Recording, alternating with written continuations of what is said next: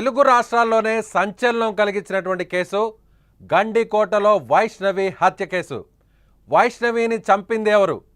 ప్రియుడు లోకేష్ కాకపోతే చంపింది ఎవరు? ఇలా దాదాపుగా వారం రోజుల పాటు ఆ సస్పెన్స్ కొనసాగుతూనే ఉంది.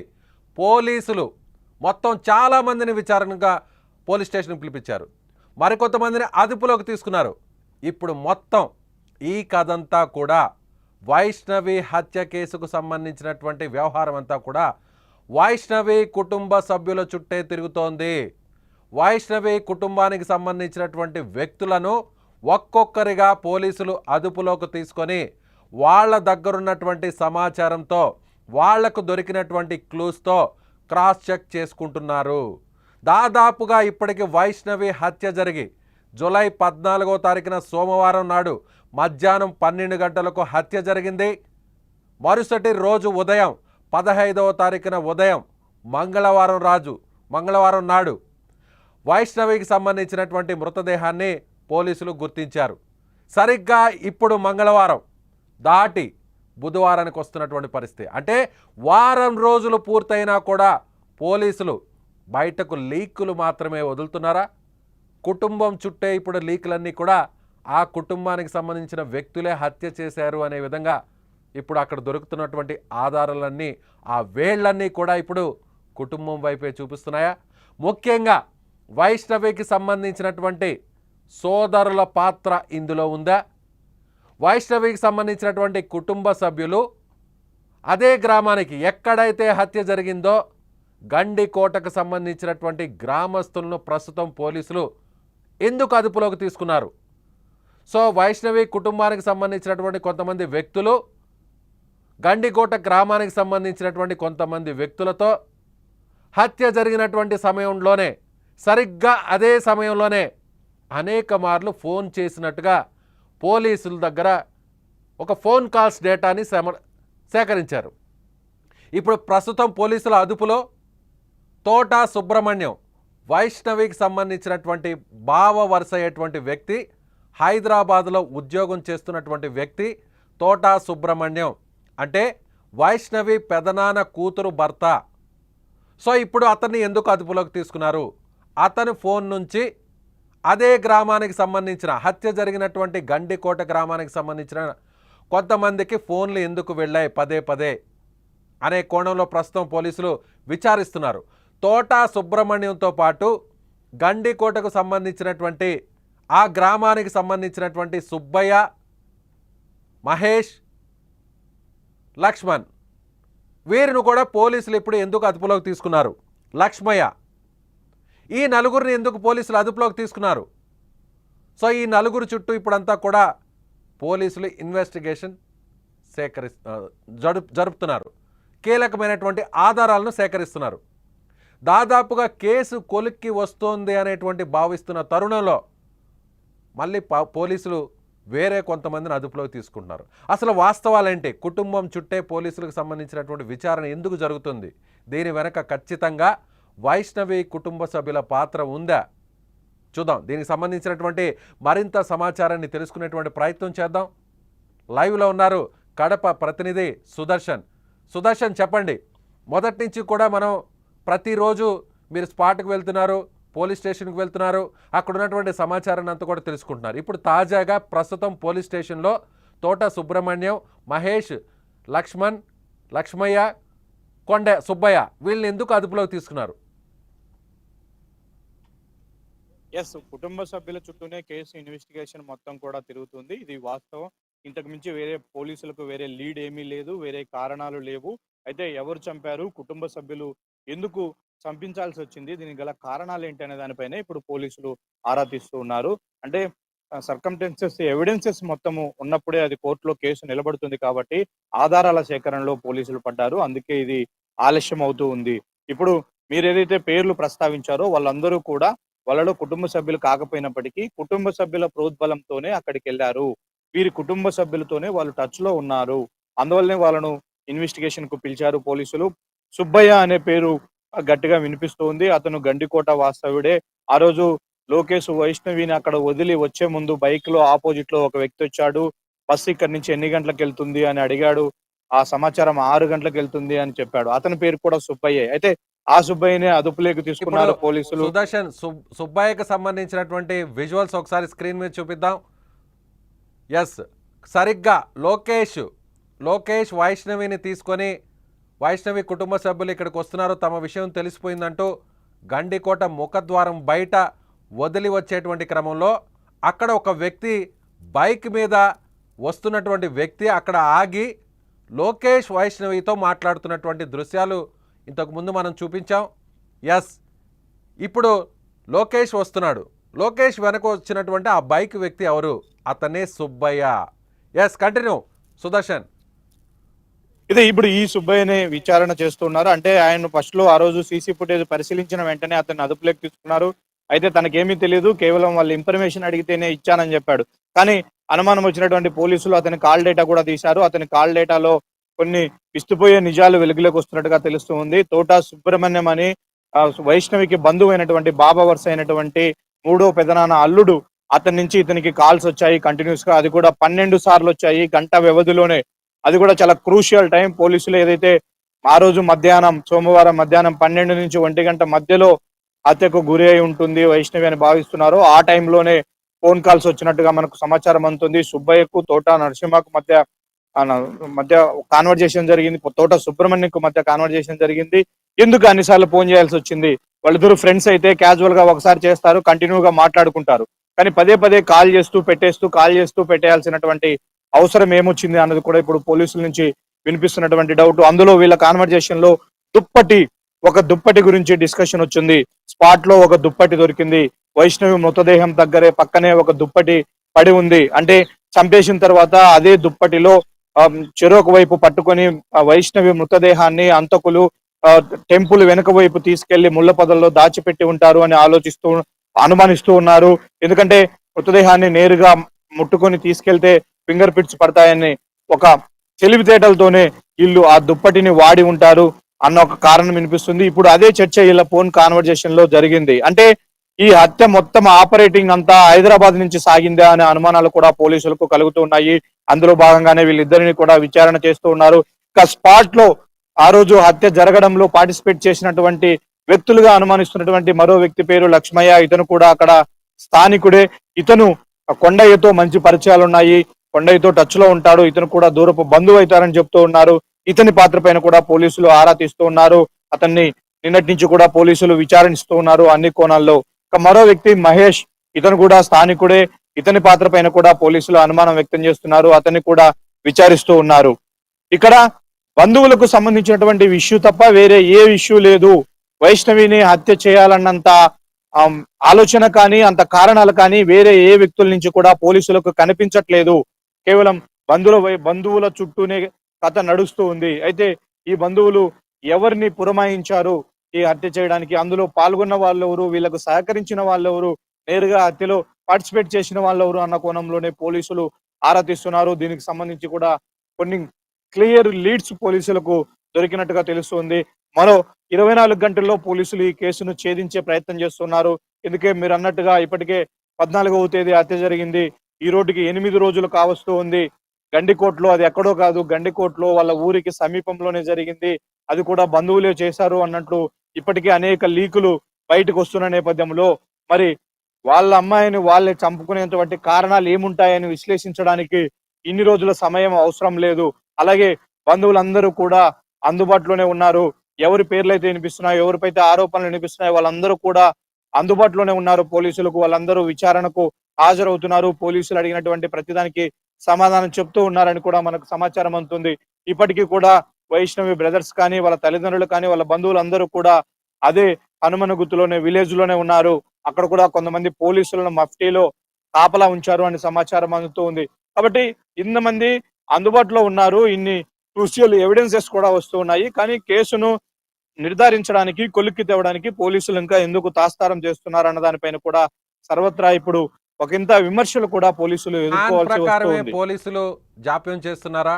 పూర్తిగా డేటానంతా కూడా విశ్లేషించుకున్న తర్వాత పూర్తి స్థాయిలో ఏ ఒక్క చిన్న ఆధారాన్ని కూడా మిస్ చేసుకోకూడదు.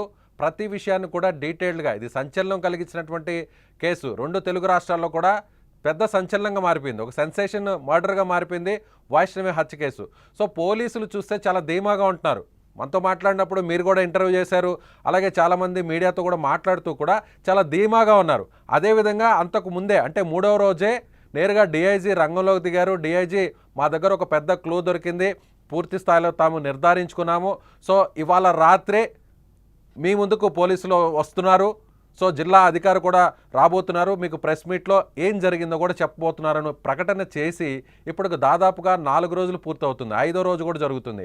అయితే పోలీసులు అలాంటి స్టేట్మెంట్ ఇచ్చిన తర్వాత ఇంత జాప్యం చేయడానికి ప్రధాన కారణం ఏంటి?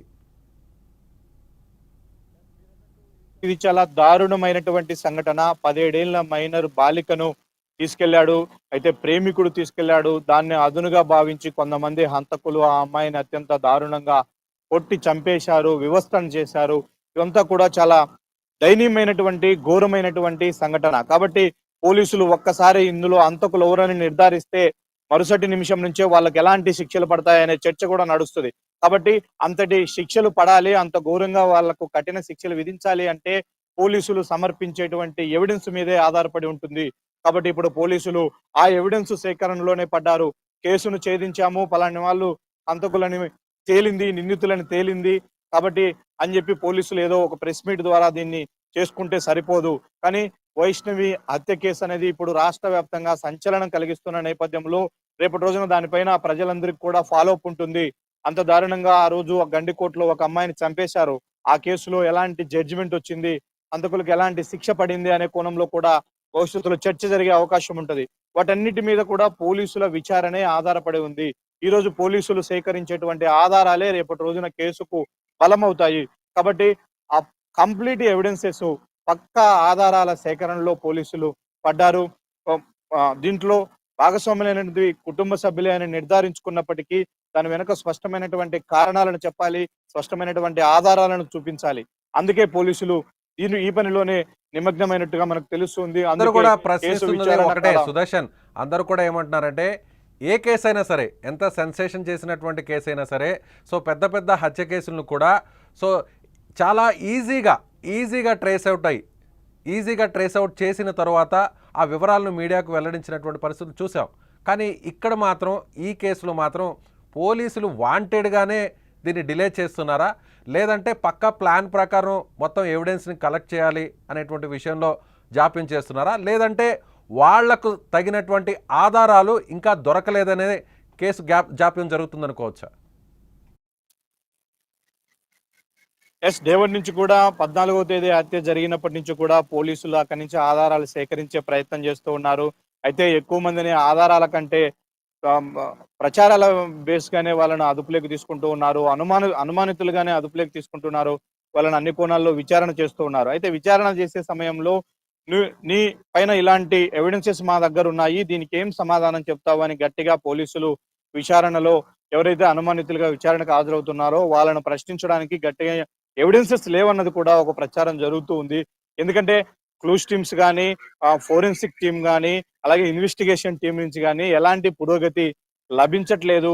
ఇప్పటికీ ఎలాంటి ఫింగర్ ప్రింట్స్ మ్యాచ్ అయ్యాయని కానీ, అలాగే డాగ్ స్క్వాడ్ ఏదన్నా కొంత ఏరియాను ఫైండ్ అవుట్ చేసిందని కానీ, అలాగే ఆ రోజు వైష్ణవి మృతదేహం పక్కన పడినటువంటి వస్తువులు కానీ, అలాగే మృతదేహం పైనటువంటి గాయాలు కానీ ఇవేవి కూడా పోలీసుల ఇన్వెస్టిగేషన్ కు అంతగా దోహదపడట్లేదు. కాకపోతే మోటివ్ ఏంటి అనే కోణంలోనే ఆలోచిస్తూ ఉన్నారు. ఎందుకంటే తీసుకెళ్లిన వ్యక్తి అసలు ఆ రోజు గండికోటకు వెళ్ళడానికి కారణమయ్యి ఆ సంఘటన అంతటికీ కారణమైనటువంటి వ్యక్తి లోకేష్ కు ఇందులో ప్రమేయం లేదు అని తెలిసిన తర్వాత నెక్స్ట్ ఎవరికి ఉంటుంది అనే ప్రమేయం అనే కోణంలో ఆలోచించినప్పుడు బంధువుల పేర్లు ఒక్కొక్కటిగా బయటకు వస్తున్నాయి. దానికి సంబంధించి కొన్ని లాజికల్ పాయింట్స్ కూడా పోలీసుల దగ్గర ఉన్నాయి. దాని రిలేటెడ్ ఎవిడెన్స్ కోసం పోలీసులు ఇప్పటికే సెర్చ్ చేస్తూ ఉన్నారు. వాళ్ళని విచారణ చేసిన క్రమంలో కొంత ఎవిడెన్సెస్ కూడా పోలీసులకు లభించాయి.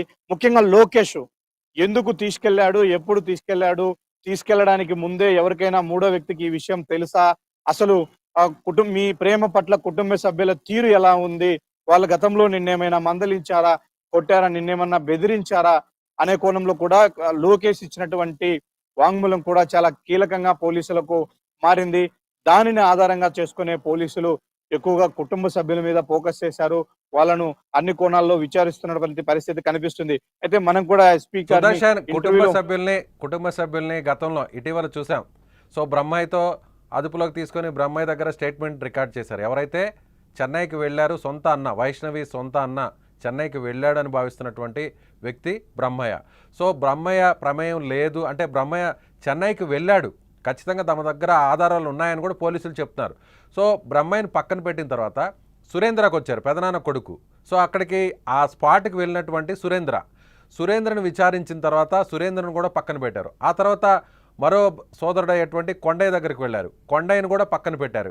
ఇప్పుడు తాజాగా బావ వరుస అయ్యేటువంటి వ్యక్తి తోట సుబ్రహ్మణ్యుని, హైదరాబాద్కి సంబంధించిన వ్యక్తిని అతన్ని అదుపులోకి తీసుకున్నారు. అతనితో పాటు బయట వ్యక్తులు, ఇప్పుడు తొలిసారిగా కుటుంబం కాకుండా, కుటుంబ సభ్యులు కాకుండా, వారికి సంబంధించిన వ్యక్తులు కాకుండా బయట వ్యక్తులు, అంటే వీరికి పరిచయం ఉన్నటువంటి వ్యక్తులు, అక్కడ పక్కాగా క్లూస్ దొరికినటువంటి వ్యక్తులు, అంటే తోట సుబ్రహ్మణ్యం అనే వ్యక్తి దగ్గర నుంచి బయట వ్యక్తులకు ఫోన్ కాల్స్ పదే వెళ్ళాయి.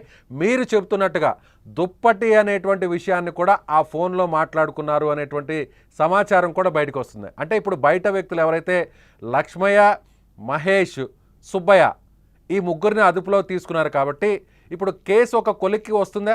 వాళ్ళ స్టైల్లో, పోలీసుల స్టైల్లో వీళ్ళని విచారిస్తే మొత్తం వ్యవహారం అంతా కూడా బయటపడే అవకాశం ఉందంటారా? పోలీసులు విచారణ అదే చేస్తున్నారు. వాళ్ళ స్టైల్లోనే వాళ్ళు విచారణ ఇప్పుడు కొనసాగించాల్సిన అవసరం ఉంది. వీళ్ళు బయట వ్యక్తులు, వీళ్ళు పోలీసుల అదుపులో ఉన్నారు. కానీ వీళ్ళకి మోటివ్ మాత్రం పేరెంట్సే. ఇక్కడ బంధువుల నుంచే వచ్చింది. వాళ్ళ వైష్ణవి బంధువులే వీళ్ళను పురమాయించారు అన్నది టాకు. ఆ కోణంలోనే వాళ్లకు వీళ్లకు మధ్య జరిగినటువంటి కాన్వర్జేషన్ ఆధారంగానే వాళ్ళను తీసుకొచ్చారు. కాకపోతే లాస్ట్ ఛాన్స్ పోలీసులకు కుటుంబ సభ్యులను అదుపులోకి తీసుకోవడం, ఆ ప్రయారిటీనే పోలీసులు ఫాలో అవుతూ ఉన్నారు. ఎందుకంటే పక్కా ఎవిడెన్సెస్ దొరికిన తర్వాతే, పార్టిసిపెంట్ దొరికిన తర్వాతే. సుదర్శన్, కుటుంబ సభ్యులంటే సోదరులేనా, లేదంటే వేరే ఇంకెవరైనా కీలక వ్యక్తులు ఉండే అవకాశం ఉందంటారా? వైష్ణవి తల్లి దగ్గర నుంచి, సోదరుల దగ్గర నుంచి, వాళ్ళ బంధువులు అందరిపైన కూడా పోలీసులు ఒకే అనుమానం వ్యక్తం చేస్తూ ఉన్నారు. ఎందుకంటే ఒకసారి బయటికి సమాచారం లీక్ అయిన తర్వాత వాళ్ళు గండికోటకు వెళుతున్నారా అని వాళ్ళ బంధువుల్లో ఒకరికి తెలిసిన తర్వాత ఖచ్చితంగా అందరికీ తెలిసే ఉంటుంది.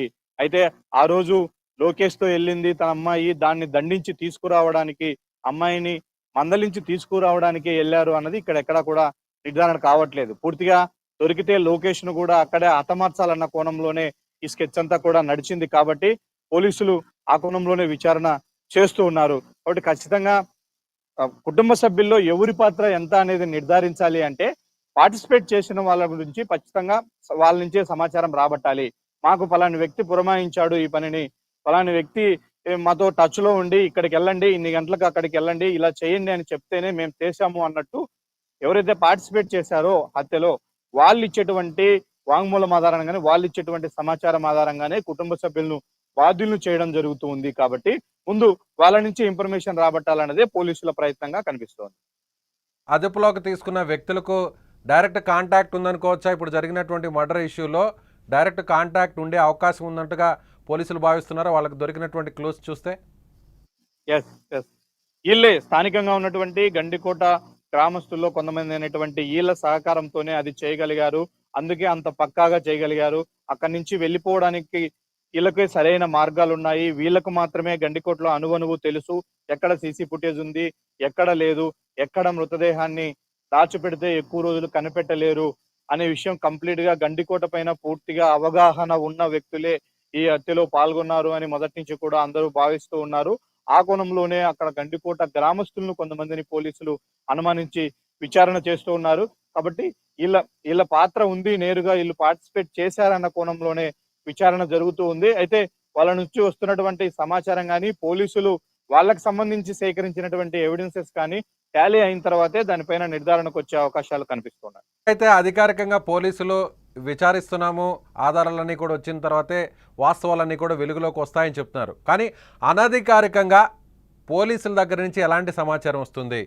సో మొదటి నుంచి లీకులన్నీ కూడా వస్తున్నాయి, కుటుంబం చుట్టే ఆ లీకులన్నీ కూడా తిరుగుతున్నాయి. సో కుటుంబానికి సంబంధించిన వ్యక్తులే ఈ హత్య చేసి ఉంటారు అనేటువంటి అనుమానాల్ని మొత్తం అందరికీ కలిగించేలా ప్రస్తుతం అంతా కూడా విచారణ జరుగుతుంది. ముఖ్యంగా దీనికి కారణం ఎవడైతే ప్రియుడు చంపాడని అందరూ భావించారో, అఘాయిత్యం చేసి మరి అంటే అత్యాచారం లైంగిక దాడి చేసి మరి చంపి ఉంటాడు, లోకేష్ అక్కడికి తీసుకువెళ్ళి చంపి ఉంటాడు అని అందరూ భావించినట్లుగానే సో ఈ కేసు కూడా అలాగే క్లోజ్ అవుతుందని అనుకున్నారు అందరూ. కానీ పోలీసులే దీనికి ఒక పెద్ద ట్విస్ట్ ఇచ్చారు. పోలీసులే లోకేష్కి ఈ హత్యకు సంబంధం లేదు, సో లోకేష్ ఈ హత్య చేయలేదు, అలాగే అత్యాచారం కూడా చేయలేదు. వాళ్ళ తల్లి నేరుగా మాట్లాడింది మీడియాతో, సో మనతో కూడా మాట్లాడింది. ఎవరైతే వైష్ణవి తల్లి ఖచ్చితంగా తమ అమ్మాయి మీద అత్యాచారం చేశారు, ఒకరు కాదు వెనక కూడా వేరే ఇద్దరు బైక్ మీద వెళ్తున్నారు, ఇది గ్యాంగ్ రేప్ చేసి మరీ చంపేశారంటూ కూడా వాళ్ళ తల్లి ఆరోపించింది. ఆ వెంటనే పోలీసులు నేరుగా మీడియా ముందుకు వచ్చి ఇది ఎక్కడా అత్యాచారం జరగలేదు, లైంగిక దాడి అసలే జరగలేదు, లోకేష్ అసలు ఈ హత్యలోనే పాల్గొనలేదు అంటూ కూడా లోకేష్ అక్కడ డ్రాప్ చేసి బయటకు వస్తున్నటువంటి సీసీటీవీ ఫుటేజ్ కూడా బయటకు లీక్ అయింది. సో దీని అంతా కూడా చూస్తే ఇప్పుడు ఫ్యామిలీ చుట్టే తిరుగుతుంది అనుకోవచ్చా పోలీసుల దర్యాప్తు. కానీ సో ఎండ్ అసలు ఎక్కడికి వచ్చి ఆగే అవకాశం ఉంది, అది కూడా ఎప్పటిలోపు ఈ విచారణ పూర్తయ్యే అవకాశం ఉంది. పోలీసులు ఎప్పుడు మొత్తం వాస్తవాలన్నీ కూడా బయటపెట్టే ఛాన్స్ ఉంది అంటారు. పోలీసుల మీద కూడా ఒత్తిడి వస్తుంది. ఇప్పటికే విచారణ కూడా కొలిక్కి వచ్చింది, పూర్తిగా చివరి దశకు వచ్చింది. రేపు సాయంత్రం లోపు పోలీసులు అధికారికంగా ప్రెస్ మీట్ పెట్టే అవకాశాలు అయితే కనిపిస్తున్నాయి. మీరు అన్నట్టు ఎలిమినేషన్ రౌండ్ కొనసాగుతుంది. ఇప్పుడు ఎవరి మీద అయితే అనుమానాలు ఉన్నాయో వీళ్ళు అవునా కాదా, వీళ్ళు ఎలిమినేట్ కాకపోతే నెక్స్ట్ ఎవరు అనే కోణంలోనే జరుగుతుంది. ఫస్ట్ సీసీ ఫుటేజ్ అనాలిసిస్ చేశారు, తర్వాత ఆ రోజు గండికోటకు వచ్చిన వాళ్ళందరి కాల్ డేటాను తీసేశారు. అది అయిపోయిన తర్వాతే కుటుంబ సభ్యుల కోణంలో విచారించారు. కుటుంబ సభ్యులను ఒక్కొక్కరిని పిలిచారు. నీకెందుకు అవకాశం ఉంది, నువ్వెందుకు అక్కడికి వెళ్లాల్సి వచ్చింది, నువ్వెందుకు ఫోన్ మాట్లాడాల్సి వచ్చింది, మీకు వైష్ణవికి ఉన్నటువంటి ఎలాంటి రిలేషన్ ఉండేది అని వచ్చింది. తర్వాత వాళ్ళ తల్లిని కూడా విచారించారు. ఆమె అసలు మీ అమ్మాయి విషయంలో మీకున్నటువంటి అభిప్రాయం ఏంది, ఎందుకు మీరు ఏ విషయం తెలియకుండానే అన్ని ఆరోపణలు చేయాల్సి వచ్చింది, అత్యాచారం జరిగింది ఇది అని అట్లా ఒక్కొక్కరిని కూడా ప్రశ్నిస్తూ ఉన్నారు. వాళ్ళ ప్రశ్నల సందర్భంలో ఒక్కొక్కరిని కూడా వీళ్ళకు అవకాశం లేదు, వీళ్ళు పార్టిసిపేట్ చేసి ఉండకపోవచ్చు అన్న అనుమానాలు వచ్చిన వాళ్ళందరినీ ఒక్కొక్కరిని ఎలిమినేట్ చేస్తూ వస్తూ ఉన్నారు. ఫైనల్ గా దొరికినటువంటి క్లూ ప్రకారము ఎవరైతే అనుమానం వ్యక్తం చేస్తున్నారో, ముఖ్యంగా సోదరుల పైన అనుమానం కలుగుతుంది, వాళ్ళ రిలేటెడ్ గానే వాళ్ళతో కాన్వర్జేషన్ చేసిన వాళ్ళు కావచ్చు, అలాగే పార్టిసిపేట్ చేసిన వాళ్ళను వాళ్ళ ఆధారంగానే గుర్తించే పనిలో ఇప్పుడు పోలీసులు పడ్డారు. సుదర్శన్ రైట్, ఇది అక్కడ కడప ప్రతినిధి సుదర్శన్ చెప్తున్నట్టుగా ఖచ్చితంగా ఇది పరువు హత్యే. లోకేష్ ప్రియుడు మానభంగం చేసి హత్య చేయలేదు కాబట్టి ఆ అవకాశం ఎవరికి ఉంటుంది, హత్య చేయాల్సినటువంటి అవసరం ఎవరికి ఉంటుంది అనేటువంటి కోణంలో దర్యాప్తును ప్రారంభించారు. పోలీసులు కూడా కీలకమైనటువంటి ఆధారాలు అయితే లభించాయి. కానీ ఆధారాలు లభించినా కూడా పూర్తి స్థాయిలో హత్య చేసినటువంటి వ్యక్తులు ఎవరైతే ఉన్నారో వాళ్ళని అదుపులోకి తీసుకున్న తర్వాత, వాళ్ళ దగ్గర నుంచి సమాచారాన్ని పూర్తిగా రాబట్టిన తర్వాత, వాళ్ళ స్టేట్మెంట్స్ ఎస్ మేమే హత్య చేశాము అని వాళ్ళ దగ్గర నుంచి ఆ స్టేట్మెంట్స్ని రికార్డ్ చేసిన తర్వాత అప్పుడు సూత్రధారులని తెర మీదకు తీసుకురావాలి. అప్పుడే వాళ్ళని మరొక్కసారి అదుపులోకి తీసుకొని తమ స్టైల్లో విచారిస్తే వెనక్కున్నటువంటి మొత్తం కథంతా కూడా బయటకు వస్తుందనేటువంటి ఉద్దేశంతోనే పోలీసులు చాలా వ్యూహాత్మకంగా కాస్త జాప్యం జరిగినా కూడా ఆలోచిస్తున్నారా అనేది మరోవైపు ఆలోచిస్తున్నటువంటి ప్రశ్న. కానీ మరోవైపు ప్రజా సంఘాలు, రాజకీయ పక్షాలు, మేధావులు, అన్నిటికంటే గ్రామస్తులు అందరూ కూడా ఒకటే అంటున్నారు, ఇన్ని రోజులేంటి, దాదాపు 8 రోజులు అవుతుంటే ఇంత సమయం ఎందుకు తీసుకుంటున్నారు పోలీసులు? పెద్ద పెద్ద కేసులనే ఛేదించినటువంటి పోలీసులు, అలాగే మా దగ్గర క్లూలు దొరికాయి, మా దగ్గర రెడీగా ఉన్నారు పోలీసులు, ఇక వాస్తవాలను బయట పెట్టడానికి కొన్ని గంటల్లోనే మీ ముందుకు పోలీసులు వస్తారంటూ మీడియాకి చెప్పిన తర్వాత, సాక్షాత్తు పోలీసు ఉన్నతాధికారులు చెప్పిన తర్వాత మళ్ళీ ఎందుకు వెనకడుగు వేశారు, జరుగుతున్నది ఏంటి, ఇలా రకరకాల ప్రశ్నలు ఉత్పన్నమవుతున్నాయి. పోలీసులు వీటికి ఏం సమాధానం చెప్తారు అనేటువంటి డిమాండ్ కూడా వినిపిస్తుంది. మరోవైపు అందరూ కూడా గ్రామంలో కావచ్చు, ఆ ప్రాంతంలో కావచ్చు, ప్రజా సంఘాల వాళ్ళందరూ కూడా ఆందోళన చేస్తున్నారు. దానికి సంబంధించినటువంటి విజువల్స్ కూడా మనం చూస్తున్నాం. ఖచ్చితంగా పోలీసులు విచారణ పూర్తి చేయాలి. సంచలనంగా మారినటువంటి ఈ కేసు వాస్తవాలు ఎప్పుడు బయటకు వస్తాయి? పోలీసులు నిష్పక్షపాతంగా విచారణ పూర్తి చేయాలంటూ కూడా ధర్నాలు చేస్తున్నారు, నిరసన ర్యాలీలు కూడా చేస్తున్నారు. ఎస్, దీని గురించి మనం మాట్లాడదాం. చాలామంది ప్రజా సంఘాల వాళ్ళు ఆగ్రహం కూడా వ్యక్తం చేస్తున్నారు. కడప ప్రాంతంలో నిరసన కూడా తెలియజేస్తున్నారు. మనతో పాటు మాట్లాడడానికి ప్రజా సంఘాలకు సంబంధించి కూడా నేత ఆంజనేయులు ఉన్నారు. ఆయనతో ఒకసారి మాట్లాడదాం. చాలామంది ప్రతి ఒక్కరు విమర్శిస్తున్నారు.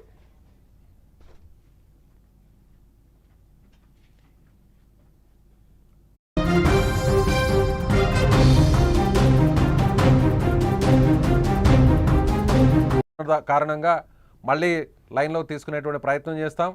ఎస్, పోలీసులు కావాలనే జాప్యం చేస్తున్నారా, లేదంటే ఆధారాలు విశ్లేషించుకుంటూ ఒక్కొక్క ఆధారాన్ని మ్యాచ్ చేసుకుంటే సరిపోలకపోవడంతో, ఎక్కడా కూడా మ్యాచ్ కాకపోవడంతోనే జాప్యం జరుగుతుంది, లేదంటే ఇది పరువు హత్యే కాబట్టి పరువు హత్య అని తాము ఖచ్చితంగా నమ్ముతున్నాం, పరువు హత్యకు సంబంధించినటువంటి పూర్తి స్థాయి ఆధారాలు తమ వద్దే ఉన్నాయి, అయితే సూత్రధారులు ఎవరో తమకు తెలుసు, కానీ పాత్రధారులు దొరికిన తర్వాతే పాత్రధారుల్ని పూర్తిగా అదుపులోకి తీసుకొని వాళ్ళ దగ్గర నుంచి వాస్తవాలన్నీ కూడా బయట పెట్టే విధంగా పోలీసులు ఇప్పుడు తమ వ్యూహాన్ని మార్చుకుంటున్నారు. అంతు చిక్కడం లేదు. పోలీసులు తమ దగ్గర ఒక పెద్ద క్లూ ఇన్ఫర్మేషన్ ఉంది, ఒక పెద్ద సమాచారాన్ని, డేటానంతా కూడా మేము సేకరించాం, వాస్తవాలన్నీ కూడా మా దగ్గర ఉన్నాయి, త్వరలోనే మీకు వివరించబోతున్నాం, ప్రెస్ మీట్ ముందుకు రాబోతున్నారంటూ ప్రకటించిన తర్వాత మళ్ళీ ఎందుకు పోలీసులు యూటర్న్ తీసుకున్నారు? ఇలా రకరకాల ప్రశ్నలు ఉత్పన్నమవుతున్నాయి. కానీ పక్కాగా మాత్రం లీకుల్లో మాత్రం ఒకటే చెప్తున్నారు. అటువైపు నుంచి వస్తున్నటువంటి అనధికారిక సమాచారం ప్రకారం ఖచ్చితంగా ఇది పరువు హత్యే. లోకేష్ మాత్రం ఈ హత్య చేయలేదు, లోకేష్ మానభంగం చేయలేదు, ఎక్కడా లైంగిక దాడి జరగలేదు. అదేవిధంగా గండికోటకు వచ్చినటువంటి బయట వ్యక్తులు, పర్యాటకులు ఏమైనా వైష్ణవిని ఒత్తిడి చేసి లైంగిక దాడి జరిగేటువంటి ప్రయత్నం చేశారా? అందులో భాగంగానే ఆమె అక్కడి నుంచి తప్పించుకునేటువంటి క్రమంలో బయట వ్యక్తులు ఎవరైనా హత్య చేసే ఉంటారనేటువంటి కోణంలో కూడా విచారణ చేశారు. అక్కడ కూడా పోలీసులకు ఎలాంటి క్లూస్ దొరకలేదు అనేది అనధికారిక సమాచారం. కానీ ఇప్పుడు పోలీసులు ఆలోచిస్తున్నదంతా ఒకటే, కుటుంబం వైపే వేళ్ళన్నీ చూపిస్తున్నాయి కాబట్టి తమ దగ్గర ఉన్నటువంటి సమాచారం, ఫోన్ కాల్స్, సీసీటీవీ ఫుటేజ్, స్థానికులు ఇచ్చినటువంటి సమాచారం, తమ దగ్గర ఉన్నటువంటి ఆధారాలు, అన్నిటికంటే ముఖ్యంగా చంపిన వ్యక్తులు బయట వారెవరూ కాదు. ఎందుకంటే ఆ ఊరు మీద పూర్తిగా సమగ్ర అవగాహన ఉన్నవాళ్లే, అణువు తెలిసిన వ్యక్తులే ఈ హత్యని ఇంత పక్కాగా ప్లాన్ చేసి ఉంటారు అనేది పోలీసులు భావిస్తున్నారు. అందుకే హత్య చేసిన వ్యక్తులకు సంబంధించినటువంటి వివరాలు ఎక్కడా కూడా పోలీసులు బయటకు చెప్పట్లేదు. వైష్ణవికి సంబంధించినటువంటి రక్త సంబంధికులు పాత్ర ఇందులో ఉంది అనేటువంటి బలంగా భావిస్తున్నారు కాబట్టి ఆ అనుమానాన్ని వాళ్ళ దగ్గరున్నటువంటి ఆధారాలను బట్టి పోలీసులు అందుకే పూర్తి డేటాతో ఏ చిన్న ఆధారాన్ని వదిలిపెట్టకుండా ఖచ్చితంగా ఈ కేసు అరెస్టు చేసిన తర్వాత కూడా కోర్టులో నిలబడాలంటే సాక్ష్యాలన్నీ కూడా పూర్తి స్థాయిలో ఉండాలి కాబట్టి, సంచలనం కలిగించినటువంటి కేసు కాబట్టి, అందులోనూ కుటుంబ సభ్యుల పాత్ర ఉందంటే పక్కా ఆధారాలను పోలీసులు చూపించాల్సిందే. అనుమానాలు వేరు, ఆధారాలు వేరు, అనుమానాలు వేరు, ఆధారాలు వేరు.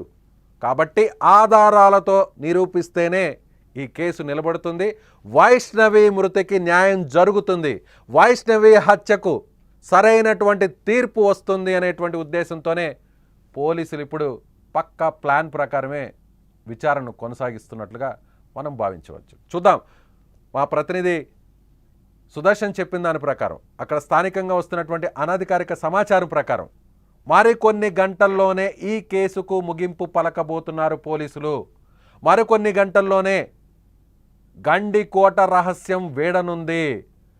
మరికొన్ని గంటల్లోనే గండికోట రహస్యం, గండికోటలో వైష్ణవి హత్య కేసుకు సంబంధించినటువంటి హంతకులు వివరాలను పోలీసులు బయట పెట్టబోతున్నారు. ఎస్, రేపు దీని మీద రేపు మీడియాకు ముందుకు రాబోతున్నారు అనేటువంటి అనధికారిక సమాచారం వస్తుంది. చూద్దాం దీని వెనక ఎవరున్నారో, ఎవరి పాత్ర ఉందో, ఖచ్చితంగా అందరూ భావిస్తున్నట్టుగా, పోలీసులు కూడా అనుమానిస్తున్నట్టుగా, పోలీసులు విచారణ చేస్తున్నటువంటి కోణాన్ని బట్టి చూస్తే కూడా ఇది పరువు హత్యే, పరువు హత్యే, పరువు హత్య అని అందరూ భావిస్తున్నట్టుగా ఇందులో కుటుంబ సభ్యుల పాత్ర ఉందో లేదో అనేది పోలీసులు మరికొన్ని గంటల్లో తేల్చబోతున్నారు. కాబట్టి వాస్తవాలన్నీ కూడా బయటకు వచ్చే అవకాశం ఉంది. మీరేమనుకుంటున్నారు? సో పోలీసులు జాప్యం చేయడానికి వెనకున్నటువంటి బలమైన కారణాలు ఏంటి? పోలీసుల విచారణ అంతా కూడా పరువు హత్య కోణంలోనే సాగిస్తున్నారు. కాబట్టి దీని వెనకున్న వారిని ఖచ్చితంగా బయట పెట్టాలి. పూర్తి స్థాయిలో ఆధారాలను సేకరించిన తర్వాతే, పాత్రదారుల్ని పట్టుకున్న తర్వాతే సూత్రధారులను బయట పెట్టాలనేటువంటి కోణంతోనే పోలీసులు ఇప్పుడు జాప్యం చేస్తున్నారా? మీరు కూడా దాన్నే నమ్ముతున్నారా? మీ అభిప్రాయాన్ని ఖచ్చితంగా కామెంట్ బాక్స్లో తెలియచేయండి.